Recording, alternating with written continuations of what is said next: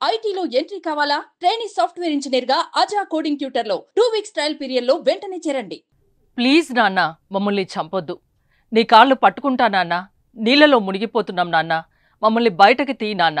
ఒక కన్న తండ్రిని చిట్టి తల్లి కాళ్ళు పట్టుకుని బతిమాలిన తీరిది. కానీ ఆ దుర్మార్గుడి మనసు కరగలేదు. తాను చేసిన తప్పులకు బంగారం లాంటి 2 పిల్లల ప్రాణం తీశాడు. ఏ తండ్రి చెయ్యని, చేయకూడని మహాపాపం చేశాడు. అసలు కంటికి రెప్పలా కాపాడవలసిన నాన్నే వారిని ఎందుకు చంపాల్సి వచ్చింది?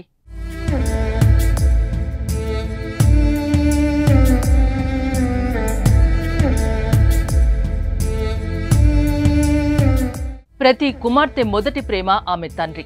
కూతురు జీవితంలో నాన్న అంటే ఒక నమ్మకం, ఒక భరోసా, ఒక రియల్ హీరో. తండ్రులకు కూడా కుమార్తెలంటే ఎనలేని ప్రేమ ఉంటుంది. మహారాణిలా చూసుకుంటారు. లక్ష్మీదేవి తన ఇంట్లో నడయాడుతుందని నాన్న తన కూతుర్ని ఎంతో గారాబంగా పెంచుకుంటాడు. కానీ ఇటీవల కొందరు తండ్రులు వారు చేసిన తప్పులు, అప్పులకు ఇంటి కంటి పాపల్ని కడతేరుస్తున్నారు.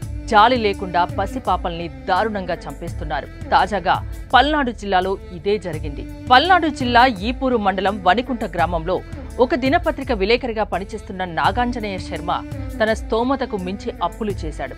అయితే కొంతకాలంగా అప్పులు ఇచ్చిన వాళ్లు డబ్బులు అడుగుతుండడంతో అతడు తీవ్ర ఒత్తిడికి లోనయ్యాడు.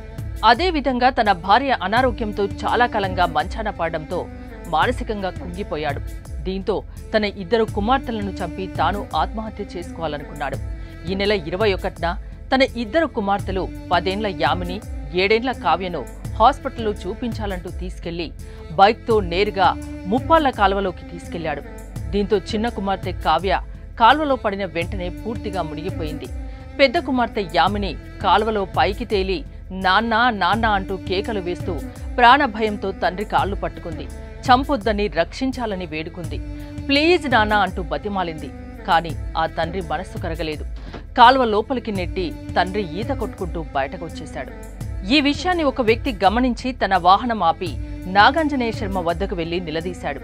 చిన్నారులను ఎందుకు చంపావంటూ ప్రశ్నించగా సెల్ ఫోన్లో మాట్లాడుతుండగా బైక్ అదుపు తప్పి పిల్లలతో సహా కాల్వ లోపలికి వెళ్లిందని నాగాంజనేయ శర్మ బదులిచ్చాడు. తాను జరిగిన సంఘటన మొత్తం చూశానని, కావాలనే పిల్లల్ని కాల్వలోకి నెట్టావని పాలవాహనం వ్యక్తి నిలదీశాడు. తర్వాత పాలవాహనం వ్యక్తి ముప్పాళ్లకు వెళ్లి అక్కడ జరిగిన విషయం మొత్తం స్థానికులకు చెప్పాడు. అతను అక్కడి నుంచి వెళ్లిపోగానే తండ్రి నాగాంజనేయ శర్మ మళ్లీ కాల్వలోకి దూకాడు. కానీ ప్రాణం మీద తీపితో మళ్లీ ఈత కొడుతూ కాల్వ అంచు దగ్గరకు వచ్చి గడ్డి ప్రక్క పట్టుకుని గట్టిగా కేకలు వేశాడు. అతని కేకలు విన్న సమీప గ్రామస్తులు హుటాహుటిన అక్కడికి వచ్చి అతన్ని బయటకు తీశారు.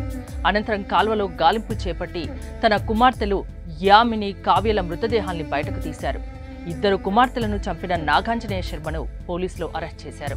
వింటుంటేనే మనకే కన్నీరు పెట్టిస్తుంది ఈ విషయం.